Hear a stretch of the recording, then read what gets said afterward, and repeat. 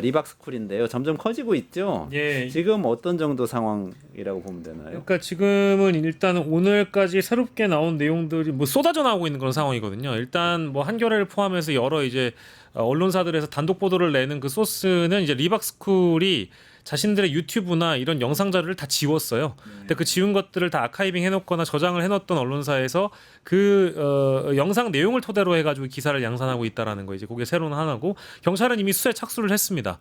그리고 리박스쿨 이 대표라고 알려지는 이 손모 씨는 또 이 교육부의 정책자문위원인 것으로 알려졌거든요. 심지어 그랬다고 하더라고요. 놀라운 일이지만 그래서 교육부에서는 이제 이 방침을 철회했는데 임기가 6월 12일까지였기 때문에 사실 철회 하나마나의 문제였다라는 거 이제 그 정도가 이제 새로운 뉴스라고 볼 수 있겠고요.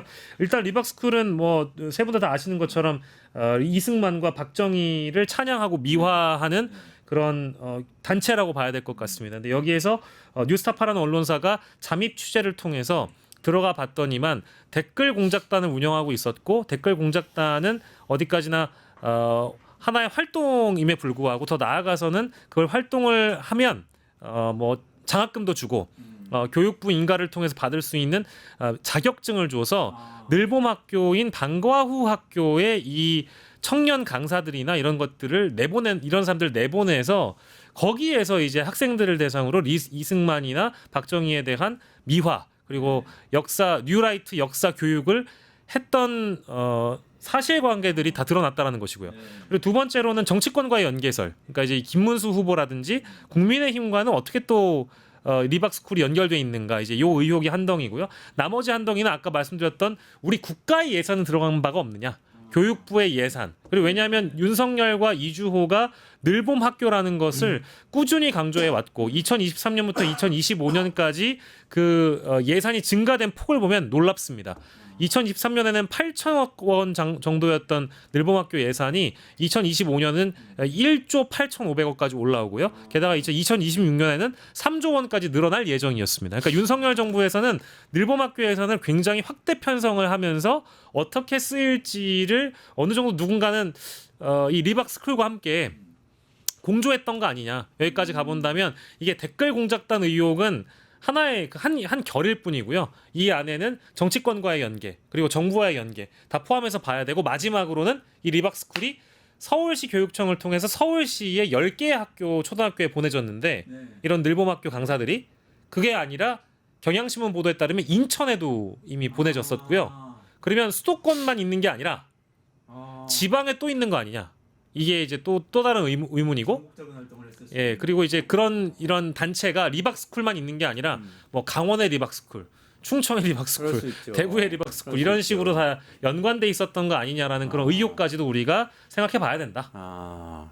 댓글 공작하러 갔는데 교육시켜서 애들 가르치는 일까지 하게 만들면서 일종의 자기 자신들의 극우 이념 교육을 시키려고 했다. 근데 그것을 정부 예산을 통해서 할 수 있도록 제도를 만들어줬다. 근데 그게 본인들은 정부 예산이 들어가지 않고 자발적으로 했다라고 하는데 누가 믿겠습니까? 교육부가 그렇죠. 판가르주지 않으면 불가능한 일인데. 근데 그 교육 자체는 어쨌든 정부 예산 들어간 거잖아요. 그 늘봄 교육은. 늘봄 댓글 쪽으로 안 넘어갔다. 그렇죠. 늘봄 교육은 당연히 정부 예산이죠. 네, 그런 거. 이게 유구한 역사를 가진 일인데 이제 저희가 예전에 국정원 민간 여론 조작팀 알파팀 관련된 보도도 했었고 한 5년 전에는 에스더 기도 운동이라고 이제 극우 기독교 단체들을 중심으로 해서 이런 여론 조작을 하는 것들 보도도 했었는데 여기도 그 이름들이 등장을 다 합니다.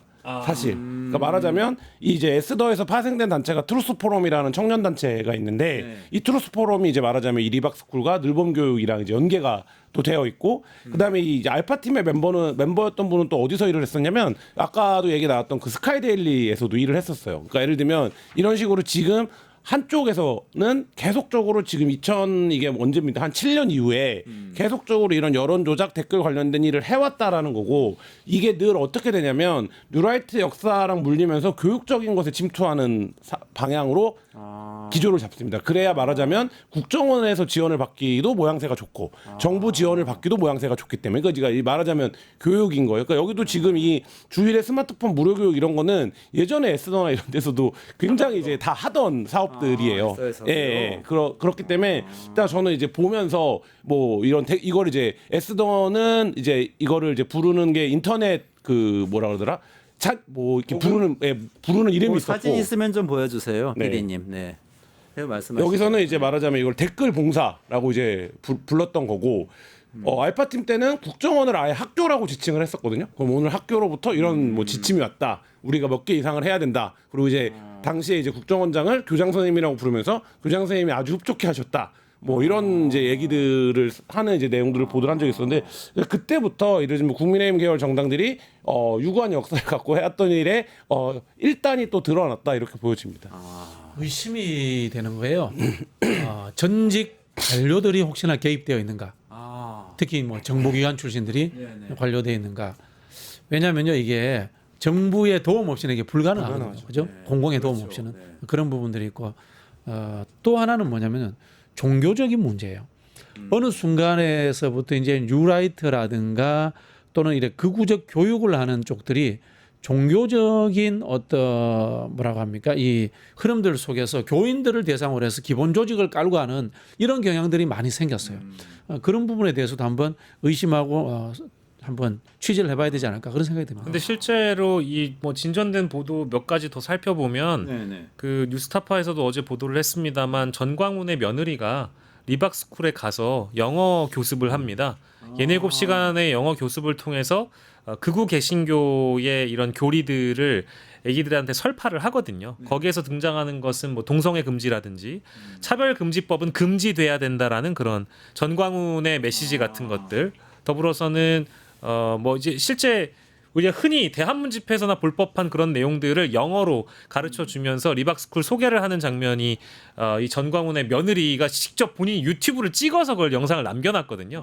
예, 그 내용도 보도됐고요. 뉴스타파의 보도에 따르자면은 이 리박스쿨이라는 것이 사실상 전광훈의 자유연대라는 산하 조직 아니냐라는 의혹을 또 제기하고 있어요. 그래서 우리 박진영 평론가가 말씀 주신 것처럼 이것은 극우 개신교와도 충분히 가까워져 있고 아까 말씀드린 대로 김문수 후보의 연관성을 지금 정치권에서는 제기하고 있고 민주당도 지금 이것을 온라인 내란라고 지금 명명을 해놓고 있는 상황이거든요. 그러다 보니까 김문수 후보와 전광훈 씨의 어떤 연관성을 계속 김문수 씨는 부인을 했지만 언론은 그렇지 않다라고 지금 계속 지적을 하고 있었잖아요. 근데 이 안에서도 마찬가지로 리박스쿨 관련된 의혹에는 김문수란 이름도 등장을 하고 김문수가 강사로 어떤 행사에 왔다라든지 김문수 TV가 리박스쿨 어떤 행사에 후원을 했다라든지 이런 게 막 많이 나오고 있기 때문에 전광훈 씨와의 연관성, 뭐 김문수 후보의 연관성도 뗄래야 뗄 수 없는 지금 상황이 돼버렸습니다. 아니 그게 일단 의심은 갖게 되는 게 어떤 거냐면 이런 멘트들이 나와요. 그러니까 김문수는 준비된 대통령, 파파미, 파도 미담만 나온다라면서 이런 것들 댓글에 올려야 한다는 얘기를 계속 지시를 하는 것들이 이제 보도가 되고 있잖아요. 그런 댓글도 달아야 된다라고. 종류 중에 하나로 이제 알려주는 거기도 하고요. 그러니까 어쨌든 대선에 개입해서 김문수 후보에게 유리한 여론을 조성하려고 댓글 조작을 하고 있는 곳이기 때문에 김문수 후보하고 연관성이 있지 않을까 하는 생각을 안 그래도 하게 되는데 그렇죠. 그런 근거들이 이제 또 나오고 저희가 있다는 이제 거죠. 내란이라고 하는 이유는 아까 말씀드린 것처럼 정부 조직에 있었던 사람이 어떤 영향력을 가지고 조직적으로 선거에 개입을 한다. 그리고 또 여기에 또 대가성도 주어진다. 이렇게 되어지면은 이게 하나의 정치적 목적, 그다음에 경제적 이익 관계, 그다음에 그것을 통해서 정치를 뒤집겠다라고 하는 하나의 극단적인 목표 이게 다 같이 만들어지거든요. 그러니까 이게 내란과 비슷하다라는 형태로서 온라인상의 내란이다 이렇게 이야기를 하는 거거든요. 이게 선거라는 것이요 민주주의의 가장 큰 하나의 시스템입니다. 이 선거 부정이라는 것은 민주주의라는 정체를 훼손하는 거거든요. 그래서 이걸 내란이라고 하는 거예요. 네. 그렇죠. 네. 근데 사실은 저는 또 학부모로서 엄청 분노한 포인트는 아이들한테 학교에 가가지고 뭔가를 가르치는데 그 대놓고 우리 교과서에 나온 것은 거짓 역사인데 그것을 우리가 가르친 이 극우적인 역사를 알아야만 너희들이 제대로 된 역사를 공부하게 되는 것이다. 이렇게 교육을 시키잖아요. 저는 이 사건을 보면서 그 관련 댓글 취재를 오래 해본 입장에서 굉장히 올드스쿨한 방식이거든요. 지금 이렇게 댓글을 달지 않습니다. 지금은 댓글도 2명 정도 예를 들면 기술적으로 밝은 사람을 구해서 매크로 프로그램을 돌리면 하루에 수만 개의 댓글을 달 수 있거든요. 이미 뭐 공공연하게 그 매크로 댓글 시장에서 아이디가 10만 개 얼마에 판매되고 비싸지도 않아요. 뭐 이런 상황인데 이렇게 교육을 해서 댓글로 100여 명 국가명을 침투하는 방식으로 접근한다. 일단 이 사람들 굉장히 옛날 사람들일 거고요. 핵심 추진하는 멤버들. 근데 저는 그래서 핵심이 이게 댓글이 핵심이 아니라 늘봄 교육이라는 사업이 핵심인 것 같아요. 왜냐하면 이 사업이 윤석열 정부 차원에서 엄청나게 밀었던 사업이고 이게 윤석열 정부의 육아 정책이면서 교육 정책이면서 방과 후 정책이거든요. 네. 그런 사업이고 그래서 뭐 조단위를 투입해야 된다라고 윤석열이 얘기했던 거고 이주호 교육부 장관 지금 대행을 맡고 있습니다만 핵심적으로 이 사업을 밀었던 사업 중에 하나고 근데 여기에 먹을 거리가 있다. 그러니까 여기에 들어가자라는 기획을 한 거 아닙니까? 그리고 실제로 강사가 들어갔고, 그러니까 저는 이 부분이 오히려 지금 포인트로 보인다. 그러니까 말하자면 굉장히 올드한, 그러니까 우리는 이승만 박정희지라고 하는 올드 스쿨이 네네. 해서 예전에 한 10년, 15년 전에 했던 방식으로 댓글 교육을 했는데 그거가 드러나서 또 이러고들 있다. 이게 이러고 있는데 이게 중요한 게 아니라 저는 이들이 어쨌든 이주호 교육부 장관이라는 필터를 통해서 늘봄 교육이라는 사업을 만들어내고 여기에 윤석열이 직접 발언을 하면서 이게 굉장히 국가적으로 중요한 사업인 것처럼 했던 이 과정 어딘가에서 이들이 무슨 역할을 했는가 이게 굉장히 중요해 보입니다. 그 뉴스토마토가 방금 말씀하신 거 관련해서 단독 기사를 하나 썼는데 이 리박스쿨의 홍보물을 하나 구했어요. 근데 홍보물이 내용이 예를 들면 이런 겁니다. 가짜 위안부 때문에 박근혜 정부가 흔들렸었다. 이런 것들을 홍보물에 쓰는 거예요. 그렇기 때문에 겉핥기지식으로는 역사 전쟁에서 이길 수 없습니다. 가짜 위안부 징용공 전쟁에서 졌기 때문에 박근혜 정부가 흔들렸고 5.18, 4.3까지 당했는데 여순 사건까지도 뒤집으려고 하고 있습니다. 그러면서 뭐라고 그러냐면 리박스쿨 교육 안내하고 너 이승만 책 한 권이라도 읽어봤어? 이게 이제 온라인 독서 모임 제목이에요. 뭐 이런 것들 쭉쭉쭉쭉 아래로 이제 쭉 얘기하고 그 다음에 마지막에 우린 자유 손가락군대 자성군이 필요해. 그러니까 아이들 교육 프로그램을 여러 가지 역사 탐방 뭐 다 이제 극우 역사관이죠. 이런 박근혜 이야기 이런 것들 한 다음에 마지막에 자성군이 필요해라는 프로그램까지를 같이 소개하는 이렇게 돼 있어요. 이게 말씀하신 것처럼 당장의 선거에 개입은 단기적인 일이고 극우 이념 전쟁을 통해 가지고 이른바 교육이 백년지 대계라고 하지 않습니까? 이 극우의 천년왕국을 만들겠다. 뭐 이런 생각을 가졌다고 봐요. 그런 이제 나름 거대한 역사성을 갖고 하는 것이다 이렇게 보여지는데 제가 박정희 시대에 이제 초등학교를 다닌 사람입니다. 네네네. 제가 다닐 때는요 교과서에 이승만 욕이 엄청나게 쓰여 있어요. 박정희 이승만 싫어했죠. 박정희 이승만 정말 싫어했어요. 싫어했어요. 사실 박정희가 친일 행각한 거, 네. 그 다음에 그 경제개발이라는 미명하에서 인권 탄압한 거 이런 거 빼놓고 보면은 그 뭐라고 합니까 민족주의적 성격도 좀 있거든요. 그러다 보니까 이게 그 이승만을 엄청 미워해요. 이 앞뒤가 하나도 안 맞는 내용들이야. 근데 이런 것들을 조합을 해가지고 엉성하게 꿰가지고 이걸 만들어냈는데 이게 제가 봤을 때는 이런 것 같아요. 결국은 윤석열이라는 사람이 갖고 있었던 과대망상, 앞서도 우리가 시작할 때 이야기하지 않습니까? 장기 집권하고 싶다. 박정희나 전두환처럼. 그러기 위해서는 어린이들부터 이념 교육을 해야 된다. 라는 있지 않습니까? 그런 황당한 생각이 저는 투영된 것 같지 않나 그런 의심이 들어요. 그 어린이들이 성인이 될 때까지 계속 집권을 해야 되겠죠. 그렇죠. 박정희가 18년 집권했으니까. 네. 그러니까 사실은 백년지 대계가 다른 게 아니라 내란이 백년지 대계 그렇죠. 내란이었다는. 근데 저희가 이제 이 주제에 들어오기 전에 이제 하드웨어를 군사적인 뭐 내란으로 어쨌든 계엄군을 활용해서 국회를 무력화시키고 헌정문란을 국헌문란을 일으키려고 했던 전례가 있다. 그게 하나가 하드웨어라고 한다면 이게 소프트웨어라고 말씀드리지 않았습니까? 근데 여기 보면은 그 2022년에 윤석열 당선된 직후에 리박스쿨은 아이들을 동원해서 합창단까지 만들었다라는 그 보도도 있거든요. 그래서 빨간 목도리 입고 목도리를 하고 이제 노래 부르는데 그 뒤에는 윤석열의 얼굴이 크게 박혀 있고 가사 내용은 박정희, 이승만 찬양, 정주영이나 과거 이제 우리 산업화 시대의 경제인들을 찬양하는 그런 노래 가사를 써서 리박스쿨 덕에 이제 이런 진실들을 알았다라고 읊조리는 그런 내용들이 있습니다. 그런 걸 보면 매우 섬뜩한 거죠. 그래서 박진영 비평가님 말씀 주신 것처럼 아이들을 통해서 완전히 어떤 그 이념이나 사상을 지배하려고 했던 시도이기 때문에 이건 아주 나쁜 시도고 온라인 내란이 딱 맞는 그런 말인 것 같습니다.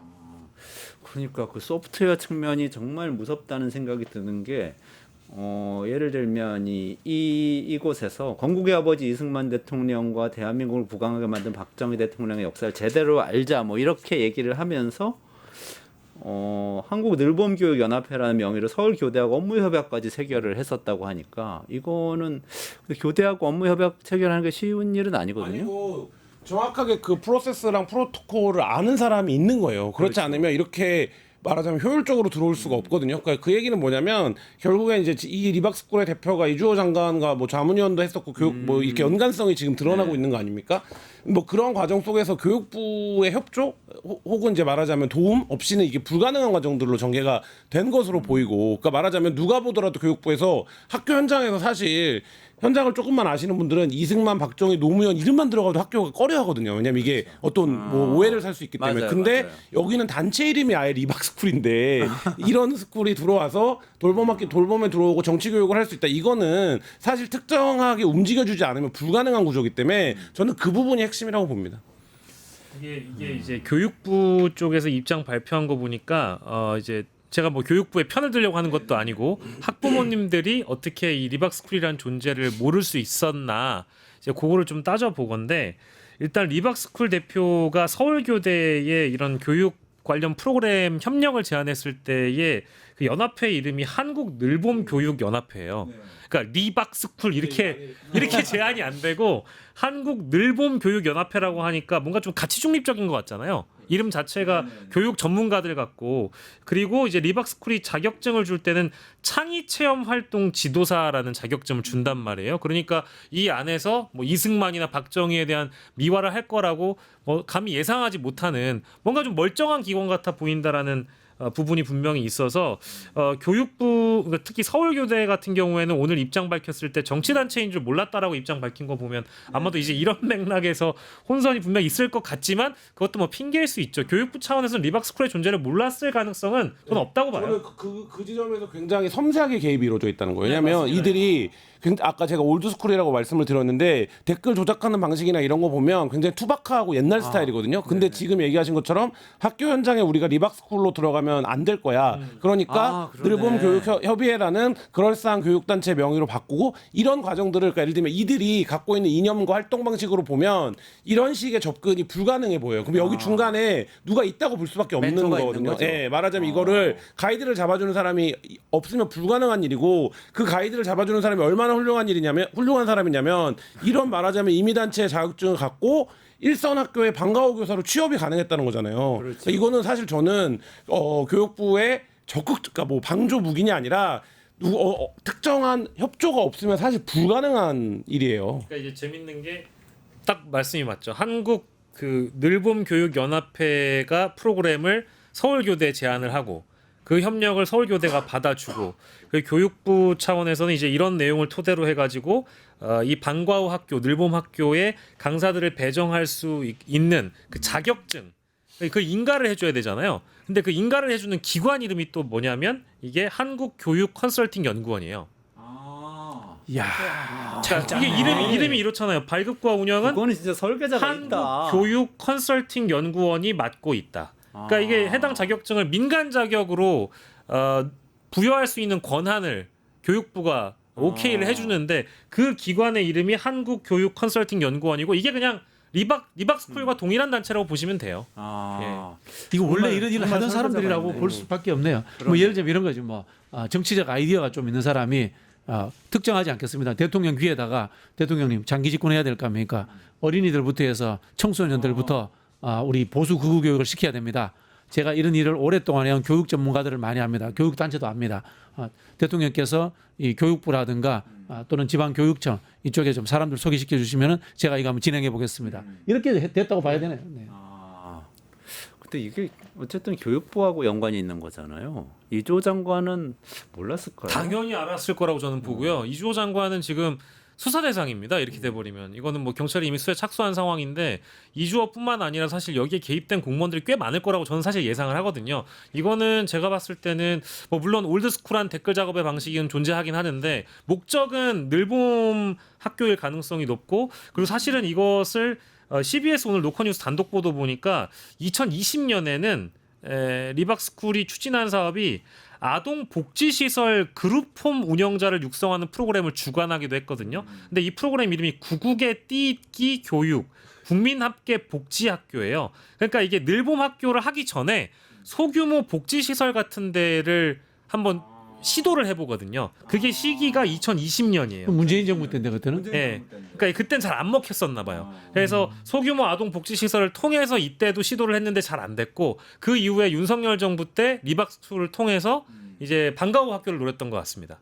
아니 그때라고 얘기하니까 김문수 후보가 그때 야인이었잖아요. 2020년 때는 기독자유통일당의 그렇죠. 대표였었습니다. 그러니까 그게 뭔가 그때 그 어려울 때 아까 정광훈 목사 며느리도 여기 강사로 활동했다고 말씀하셨잖아요. 네네. 그분이 양아무 계신가요? 그분. 예, 양아무개입니다. 그러니까 김문수, 정광훈 그리고 이 학교 네. 그리고 윤석열의 내란까지 이렇게 뭔가 다 퍼즐이 연결되는 맞춰지는 것 같은 느낌이 들어요. 아까 그 정광훈 목사와의 연관성 이 말씀을 해주셨는데 그러면은 정광훈 목사가 계속해서 그동안 주장해왔던 여러 가지 이념들이 리박스쿨 내용에도 들어가 있는 거죠. 그러니까 뭐 교육 리박스쿨의 교육 내용에 이제 일부 들어가 있다고 봐야 되겠습니다. 그러니까 여기는 뉴라이트 역사관을 중심으로 해가지고 근현대사를 미화하고 이승만 박정희를 찬양하는 교육을 많이 했고 아까 말씀 주신 뭐 위안부와 관련된 것이라든지 이런 것들을 그대로 이제 아이들에게 전파하는 기관이었으니까요. 뭐 어쨌든 단체였으니까요. 근데 전광훈의 며느리가 가서 한 것은 이제 영어 교육을 빙자해서 극우 개신교의 논리를 설파했다고 보시는 게 맞는데요. 전광훈이 이제 그 설교 시간에 매번 하는 차별금지법의 입법을 반대한다. 임신 중절은 죄악이다. 동성애 합법화는 안 된다. 이런 내용들을 아이들을 대상으로 가르친 겁니다. 뭐 그 내용이 일단 포함되어 있는 거니까 전광훈의 손길에서 자유로울 수 없었던 조직이면은 맞다. 예. 어쨌든 뭐 궤를 같이 한다, 네. 이념을 같이 한다 이렇게까지는 확인을 할 수 있겠네요. 확인할 수 있는 겁니다. 네. 그렇군요. 그게 지금 그 나오는 얘기 중에 아까 한국교육컨설팅연구원 말씀을 주셨는데 네. 그게 또 중요한 포인트인 것 같은 게 그곳에서 댓글 조작하면은 강좌를 이수하지 않아도 그 돌봄 교실, 네. 이게 늘봄학교에 강사가 될 수 있는 자격증을 그냥 줬다는 이야기가 나오고 있는 거잖아요. 뉴스타파 뉴스타파 인턴 기자가 잠입 취재를 했을 때는 하루 만에 나왔다고 합니다. 그러니까 원래는 시간당 4만 원을 주고 이 자손군으로 활동을 충분히 해야 장학금도 주고 자격증도 주는 것으로 맨 처음에 얘기를 했는데 열심히 할 것 같이 모습을 보여주니까 네. 그 늘봄 리박스쿨 대표가 이 취재 기자에게는 하루 만에 자격증을 줬다라는 거예요. 그래서 이 뉴스타파 기자가 나와서 얘기한 그런 취재 내용과 관련된 내용을 보면 이게 이제 너무 흔한 얘기로 따지면 기준 자체가 없다. 리박스쿨은 일단은 댓글 활동만 하겠다라고 선언을 하면 그 하루 만에 자격증을 주는 거기 때문에 먹고 사는 집에 해결될 수도 있고 좋은 알바처럼 이 젊은 층에게는 받아들일 수도 있는 거니까 사실 어떻게 보면 굉장히 위험한 거죠. 그럴 수도 있고 어떤 면에서는 본인들의 조직의 그 이념에 동조하는 사람들 모아서 그 일거리를 제공해주는 그렇죠. 역할을 할 수도 있는 거잖아요. 그러면 이게 이제 어쨌든 윤석열 대통령이 스스로 과거 가장 중요한 사업이다 우리 정부에서 이렇게 얘기했던 사업이거든요. 근데 그 사업에 들어가서 강사를 할 수 있는 건데 그 강사 자격증을 이렇게 발급을 받는다? 이거는 사실 이제 말하자면 윤석열 정부가 그 사업을 정상적인 과정으로 추진했다라고 하면 이런 과정이 밝혀지면 그 공무원들은 뭐 징계받겠죠. 근데 그게 아니라 오히려 지금 보도되는 것으로 보면 적극적으로 장려한 것으로 보여지는데 그 부분이 핵심적일 거다 이런 생각이 듭니다.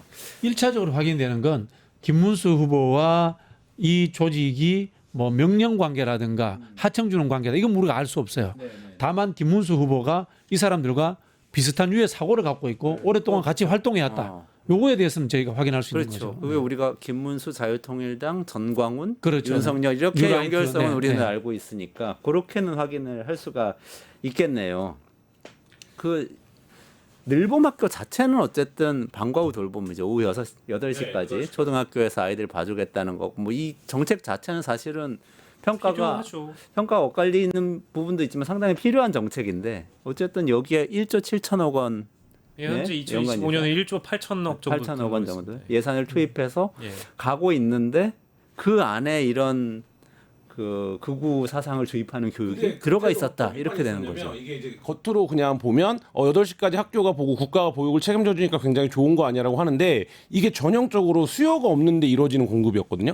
그러니까 왜냐하면 학교 현장은 이게 전혀 준비가 안 돼 있어요. 예를 들면 학교 현장엔 8시까지 아이들을 남겨두려면 당직 인력의 편성부터 포함해 갖고 여러 가지 행정적인 준비가 필요합니다. 근데 이게 전혀 협의가 되지 않은 상태에서 윤석열 대통령이 무슨 선언하듯이 이거를 했고 저도 초등학교 다니는 애가 있지만 학교에서 8시까지 봐주면 너무 좋죠. 저희 집도 맞벌이인데. 근데 그걸 그러면 내가 전날 내일 내가 일정 있으니까 8시까지 좀 학교가 봐주면 좋겠다. 신청을 할 수 있는 어떤 뭐 창구나 프로그램 플랫폼이 있어야 되잖아요. 전혀 그런 준비가 되어 있지 않습니다. 그래서 제가 한번 물어본 적도 있거든요. 늘봄학교를 하는 거냐? 근데 자기 학교는 연락을 받은 게 없다. 뭐 이런 수준이에요. 근데 지금 어떤 학교에서는 특정 기관에서 강사까지 해갖고 넣었다. 이렇게 간다라는 저는 그래서 지금 초등학교를 보내는 학부모들 중에 늘봄학교가 운영되는 걸 아는 사람 거의 없을 거라고 생각하거든요. 우리 학교에서 그게 되는지를 확인해 보는 사람은 그러니까 이게 8시까지 봐주면 너무 좋겠다라는 책상 물림들의 생각은 있을 수 있겠지만 실제 현장엔 전혀 준비가 되지 않은 상태로 윤석열이 그냥 빵 통틀었던 정책 중에 하나입니다. 이게 이제 섬뜩한 부분은 원래는 이제 저학년 중심으로 늘봄학교가 편성이 돼 있었는데 이거를 더 확대하려고 했었다라는 거예요. 그러니까 이제 다양한 연령대 학생들로 더 늘려나가려고 정부가 추진하고 있었다라는 건 만약에 리박스쿨에서 이거를 더 많이 이제 예를 들어서 공급을 한다라고 한다면 더 이제 근현대사를 잘못 알게 되는 친구들이 더 늘어날 가능성이 높은 것이고 북한될 뻔했네. 네, 그리고 두 번째로는 늘봄학교가 사실 운영되는지 모르는 학부모들도 많을 거다 말씀 주셨지만 실제 있다고 인지하는 학부모들도 이런 교육을 받는 걸 몰랐고요. 그리고 늘봄학교의 강사가 하고 싶어 가지고 지원하는 이제 지원하는 분들이 많은데 이상하게 나는 유학까지 갔다 왔고 경력도 충분히 갖추고 있는데 자꾸 떨어진다라는 거예요. 특정 지역에서. 근데 알고 보니까 이런 사례가 있었다라는 거에 굉장히 분노하고 있는 자신의 기회를 정당한 기회를 갖지 못하고 기회를 상실했다라고 느끼는 분노하는 층도 있다라는 거죠. 그러니까 이게 사실 여러 맥락에서 이게 윤석열이 심지어 이쪽 파트까지도 완전히 망가뜨려 버린 거기 때문에 아유 이거는 이거 뭐 북한이야. 네, 북한처럼 북한이죠. 하겠다는 거잖아요. 그러니까 똑같은 그렇지 거죠. 않습니까? 네. 그 옛날에 히틀러가 유겐트라고 만들었었잖아요. 아까 잠깐 언급하셨죠. 그 청소년 나치 청소년단인데 그게 처음에는 1920년대에는 나치가 집권 정당이 아니었으니까 그 정당의 청소년 위원회 같은 거였단 말이죠. 근데 거기서 막 인종 차별하고 그런 유대인 차별하고 아리아인이 우수하다는 거 막 교육을 시키다가 나중에 어떻게 되냐면 얘들이 집권을 하니까 이 청소년단이 나치의 친위대로 변해요. 점점 군사훈련을 시키기 시작하고 그러다가 나중에 의무적으로 독일인들은 다 자기 자녀들을 이 청소년단에 보내야 되는 조직이 돼버리거든요. 그게 전체주의. 대한민국에도 있었어요. 박정희 전두환 때 저희들 다 했습니다. 그게 네, 뭐 이상한 청년 단체 만들고요. 맞아. 뭐 다 했습니다. 네. 교련 교육도 다 받고. 맞아. 네, 다 2년 교육 받고 교육 훈련이지 그거 다 뭐. 했습니다. 네, 네.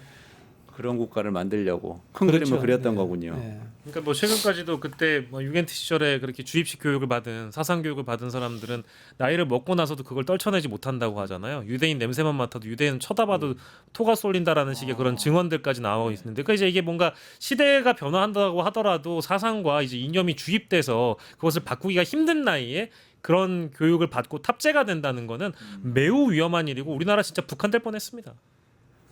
그런 곳하고 이제 핵심적인 건 내일이 대선 본투표일이니까 그런 곳하고 국민의힘이나 김문수 후보하고 관련이 있느냐 이게 좀 핵심적인 질문인데 요거는 세 분한테 좀 의견을 여쭤보고 정리하고 좀 마무리를 해야 될 것 같아요. 근데 지금 국민의힘 쪽에서는 전면적으로 부인하고 심지어 이제 반격의 카드로 이거를 언론사에서 특히 이제 뉴스타파를 타겟으로 해서 가짜 뉴스나 허위 사실 보도하는 단체 아니냐. 그러니까 이건 심지어 보도가 언론사에서 보도한 건데 민주당의 공작이라고 규정을 했어요. 그러니까 이 자체를 민주당하고는 또 상관이 없죠. 그러니까 리박스쿨과 관련된 기사가 나왔는데 이건 민주당의 공작이다. 최근에 있었던 유시민 작가의 발언으로 자신들이 선거에 궁지에 몰리니까 이것을 덮기 위한 프레임이다. 라고 지금 반박을 하고 있고요. 그리고 심지어 조정훈 의원이라든지 김상훈 정책위의장이라든지 권성동 원내대표가 당시에 리박스쿨 대표와 면담을 통해서 기자회견까지 했던 걸 기자회견했어요. 네, 그러니까 보도가 있었음에도 불구하고 본인들은 어떤 단체인지 몰랐다고 지금 발뺌하고 있거든요. 아니 게다가 뭐 조정훈 의원하고 권성동 의원하고 같이 나와가지고 기자회견을 했었습니다. 하던데 근데 예. 무슨 단체인지 모르고 기자회견을 같이 그게 장동혁 선대위 그 실장의 실제 논평이 실제 발표였거든요. 그걸 말인지 방구인지 잘 모르겠어요. 그 왜 그렇게 얘기하는지 모르겠고요. 뭐 몰랐다고 하면은 그냥 국회의원 그만둬야죠. 보좌관도 다 그만둬야죠. 뭐 아무나 가서 같이 기자회견 합시다 하면 저희가 같이 하자고 정론관 해주니까? 가가지고 하는 건가? 뭐 가라로 명함 만들어가지고 해주면 해주나요? 그거 아니잖아요. 네. 그러니까 그렇게 지금 해명을 하고 있고요. 더불어서 이제 이거를 이제 역공의 소재로 지금 국민의힘에선 삼고 있는데 그게 얼마나 전략적으로 좋은 전략인지 잘 모르겠습니다. 내일까지만 버텨보자 전략이고요. 네, 내일 지나면 수사 들어가면 줄줄이 나올 겁니다. 이거 별로 제가 보기에 그 어려워 보이지 않습니다. 이 댓글 그렇죠. 작업을 했던 내용들이랑 이런 것들 포함해서 어려워 보이지 않고 그러면 이제 금방 수사하면 나올 내용들이다 이렇게 보여지고 뭐 김문수 후보가 어떤 삶을 지난 10년간 살았는지는 우리가 너무나 잘 알고 있지 않습니까? 저는 아스팔트 뭐 우파로서. 연관성 이런 거를 말하는 것 자체가 굉장히 좀 겸연쩍다 그런 정도로까 사실 지금 잘 포장되어서 무슨 사랑꾼처럼 나오고 있지만 아내 사랑꾼처럼 그런 사람 아니다. 지금 유튜브에서 태극기 집회에서 했던 발언했던 영상들만 찾아봐도 이 리박스쿨과 연관성이 어떤 것일지는 우리가 능히 짐작해 볼 수 있지 않을까 싶습니다. 실제 김문수 TV에는 나왔었다는 거죠. 네, 나왔었다고 리박스쿨 하더라고요.